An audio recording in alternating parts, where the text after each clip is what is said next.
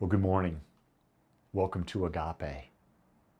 If this is your first time, all we are is about love. And love is the awareness and acceptance of our wholeness, the awareness and acceptance of the wholeness of others, the awareness and acceptance of the wholeness of life. In other words, love is a state of non-judgment. Anytime judgment comes in, there's no longer love. And what we've confused love with is we've confused love with like. I like you. That doesn't mean I love you. Love you means I accept all of you, the way you are in all aspects. It's beyond infatuation. It's beyond romance. Those are illusions that we've created from the mind and our set of emotions. At Agape, we basically teach the science of mind. We also teach the Eastern philosophies of meditation. We teach a lot of the teachings of Sri Ramana Maharishi, the teachings of Michael Singer, John DeMartini, Sai Baba, Paramahansa Yogananda. We're basically spirituality. How do you find and live from the divinity that exists within you? And what we're about is a practical way of living. Everything I do, I want to make sure it's practical, that I can use to create my life the way I choose to have it created. And then when I find that it works for me, I teach it.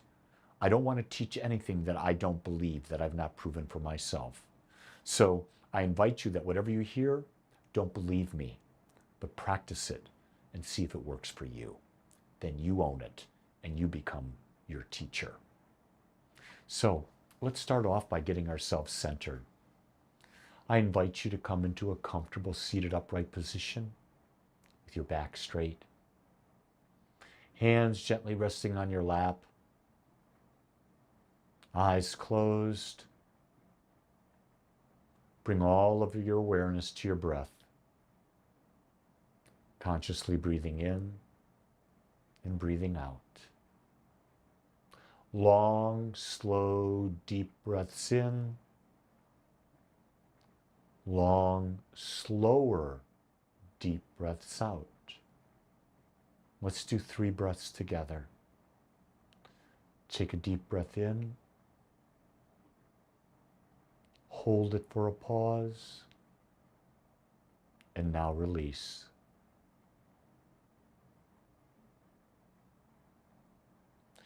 Take a deep breath in.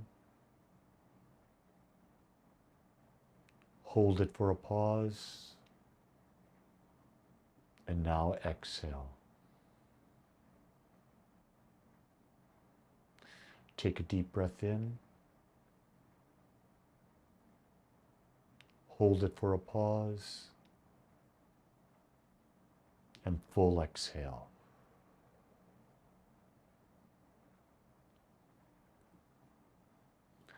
I want you to now imagine an aspect of your life that you would like to see changed. An aspect that would have great meaning to you. It could be anything. Whatever it is you desire. It could be abundance, it could be health, it could be a relationship, it could be a connection to spirit, it could be just about anything. But pick that subject.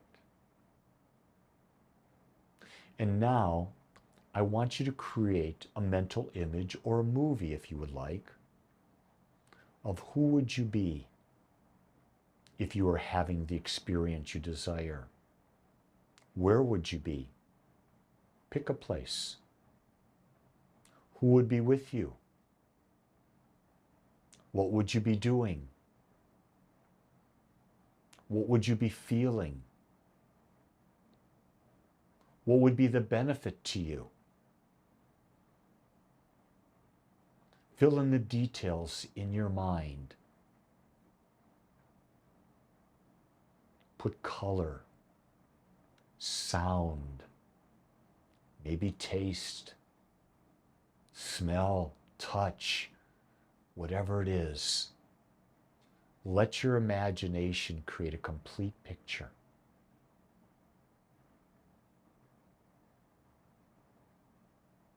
And now, Breathe that picture into your heart and know that you're worthy of that experience. And now that you've implanted that picture within your heart, let it go. Let it go and know that your heart is now working on it. Your heart and mind are partnering to bring that experience into your awareness.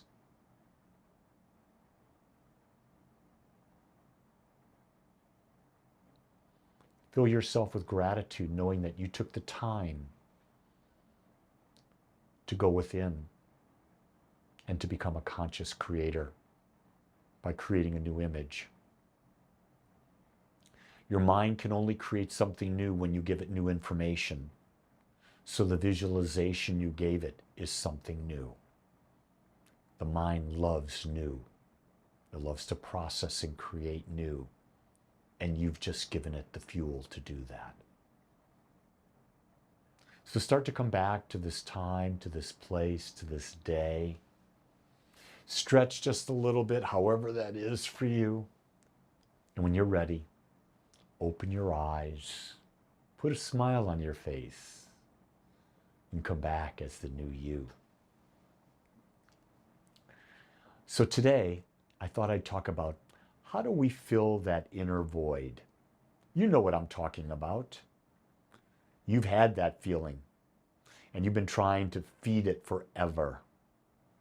I can remember when I was in 7th grade, I had a little girlfriend, Carol.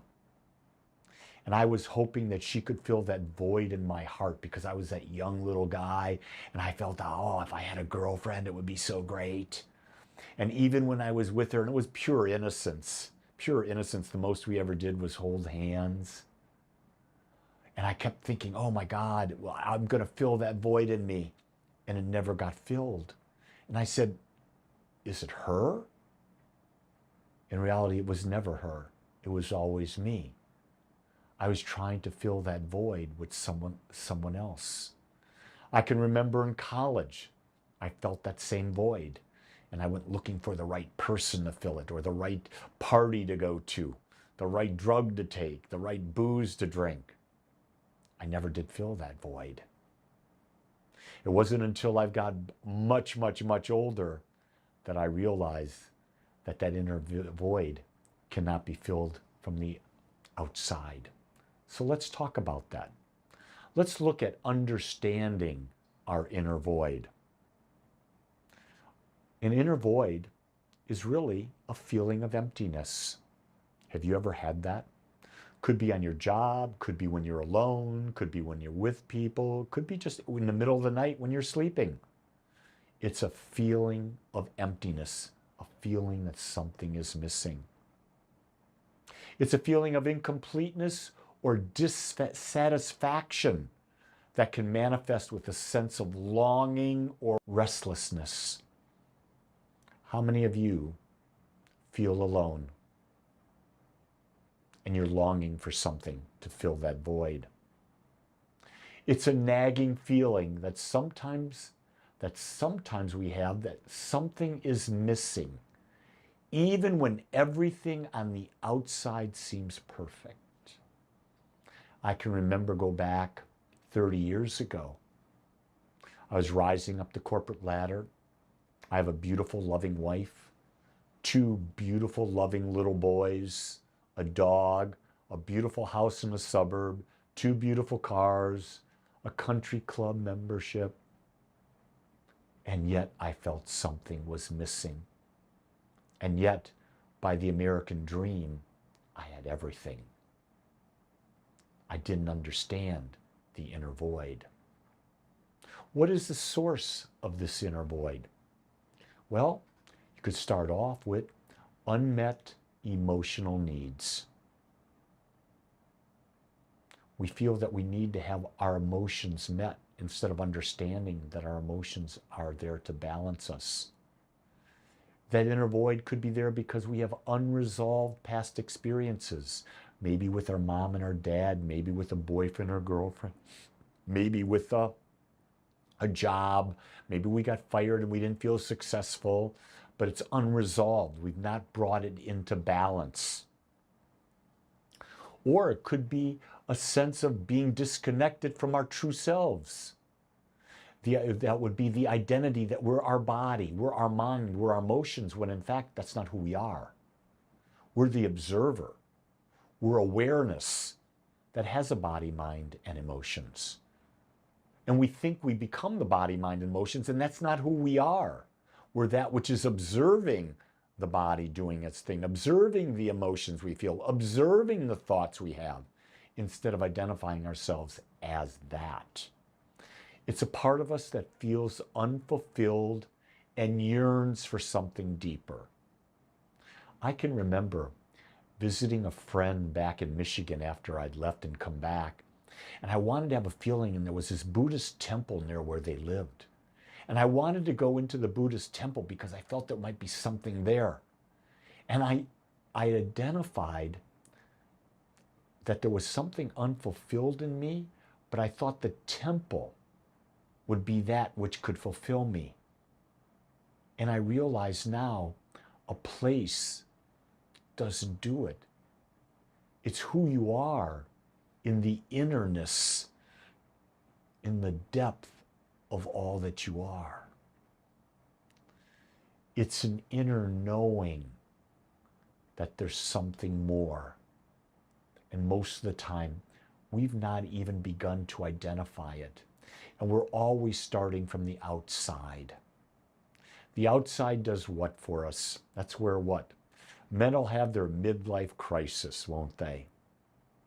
They'll buy the sports car, they'll go chase a younger woman, whatever it might be. It could be alcohol, it could be drugs, it could be anything, it could be traveling excessively, but it's an inner crisis, not realizing that it's never going to work. Think about a time when you felt a deep sense of emptiness despite having everything that you wanted. Could be achieving a large goal, having a great partner, buying a dream car, dream house, or going on a dream vacation. And no matter what you did, you felt empty. I remember so many times, my mom and dad retired in the island of Maui. My dad was a fireman, my mom was a nurse. They ended up buying a HUD home. Dad gutted it, repaired it, and they lived in Maui for 30-some years before mom died, then dad died later. But I went there many, many, many, many times because I'd have frequent flyer miles, free place to stay, free food. It was like my sons think Maui, everyone went to Maui. Everyone went to Maui. But I can remember so many times walking on the beach, and the people walking on the beach would have that look of zombie. They wouldn't be happy. And I'd be walking on the beach saying, "Hey, how you doing?" They wouldn't even answer. They would look at me like, "What are you talking about?" They didn't realize something was missing. You don't go to paradise when you're living in hell. It's your inner state of being that you take with you, and that's what creates the new experience. So what are some possible solutions? Well, we tend to look for external solutions that are what? Material possessions. We live in a consumer-driven society that equates success and happiness with the accumulation of wealth and possessions. Let me tell you, it don't work. We relate to external solution, a relationship. We seek love, validation, and approval from others to complete us and feel worthy. I need my partner to tell me I did a good job. I need to feel wanted and loved by someone else so I know I have value. And then you have the relationship and you still feel something is missing. I have a perfect wife, vibrates with me in every aspect. And there was a time I felt I didn't have enough from her. Another thing is the idea of achievement, of status. Many people believe that attaining higher status, career, social recognition, achieving a certain accomplishment will provide lasting fulfillment. It's all short-lived. It has nothing to do with filling that void. So why don't external solutions work? Because number one, it provides temporary satisfaction. It offers a fleeting moment of pleasure or distraction, but fails to address the root cause of our emptiness. It's a misperceived true needs. External solutions are superficial. They mask the deeper issue we need to address within ourselves. External solutions create what? Dependency and a loss of self. They lead to dependency, a loss of self-identity. When we depend on things or people to define our self-worth, we lose touch with our authentic self. So what is the path? What path can we take to inner fulfillment? It's a path of self-reflection and awareness. Understanding our thoughts, emotions, desires help us identify our true source of emptiness. It's the ego, and the ego can never be satisfied. We look back and realize all the things we've done in the material world don't satisfy us. It's living authentically. Living to our highest values fulfills our need for self-expression and purpose. One of the highest values that every human being in the world has is a sense of freedom. And we're willing to sacrifice that freedom for external things. Once we give that up and we're free, then we can live authentically. We're no longer people pleasers. We understand that we have values, a hierarchy of values different from anyone else. And we start living to those values. And when we live those values, we have a high sense of self-worth. My number one value after freedom is to become more aware. More aware that I'm not my body, I'm not my mind, I'm not my emotions. I am the one experiencing the mind, body, and emotions. And everything in life leads me to a greater level of awareness. And when I understand that, I realize that the awareness that I am doesn't need anything or anyone. The path to inner fulfillment comes with self-compassion, treating ourselves with kindness and understanding, especially during challenging times. Do you treat yourself as well as you treat other human beings? Do you treat yourself as well as your dog treats you? My dog is always loving, always loving. The path to inner fulfillment comes from nurturing meaningful connections. Relationships cannot fill our void, but they can enhance our sense of belonging and support our journey toward fulfillment. My relationships are all about support, growth, sharing, and have fun. They don't make me whole. They don't complete me. I don't need them. I choose them. I choose relationships that challenge me and support me. Because in order to become more aware, we've got to be challenged. And you know what? Why not find ones that are agreeable to that? Because no matter what you do, life will challenge you. Because that's the nature of life. The path to inner fulfillment is also inner peace through accepting who we are and finding joy in every moment. This is a huge statement. This is a class in of itself. Can you accept that you are awareness? Can you accept you have a mind, a body, and emotions, and you've identified with them, and they've created these preferences in your life? And can you accept that when you don't get your preferences, you don't have your expectations met, you're going to feel sad?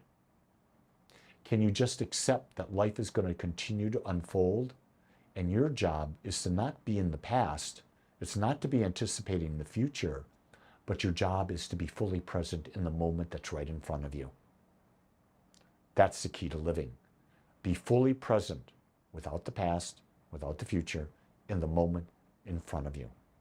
Dealing with what is based on knowing who you are. Experiencing an inner void is a natural part of the human experience, and it cannot be filled with external things or people, period. True fulfillment comes from within, through self-awareness, authenticity, self-compassion, and meaningful supportive relationships. This is the journey. What we're doing is we're uncovering our true nature that has been hidden by the ego, by the body. The true nature's always been there. It's not like you have to grow into it. You have to just reveal it. Allow it to show itself in life, because it's always there. Each person's journey is unique to them, and we must come to trust that the answers to fulfill this inner void are within each of us. I don't know what's going to fill your void, but I can support you while you discover that. And I can share my journey that may be an example for you. That's the best I've got. I don't teach. I try to lead by example. Here's my final thought. Now, enjoy the journey, because it's the only one you've got. Don't fight the journey. Be the most authentic, real you. Align yourself with real, authentic people that love and support you, and together live in the moment. And when you're living in the moment, you'll understand you're fulfilled. The emptiness does not exist, because you're living your dream. You're living the life that you've chosen to create. I want to thank you for being here today. I hope this message touched you. If it did, share it with others. However you're watching this, YouTube, podcast, Facebook, LinkedIn, TikTok, it could be anywhere. Share this message so that other people can get it. Also, I invite you to go to agapespiritualcenter.com, sign up for my daily thought and weekly newsletter. This way you're getting things. You'll also, in the newsletter, you'll find out all the great things we offer at Agape. Almost all of them virtual, so no matter where you are in the world, you can plug in and together we can grow. Classes, workshops, meditations, it's all there for you. And more importantly, too, is if you like this, make a donation. Help support us as we bring this teaching to more and more people, so that people can understand that life is within and that they can find the joy right here, right now, without waiting. I appreciate you. I love you.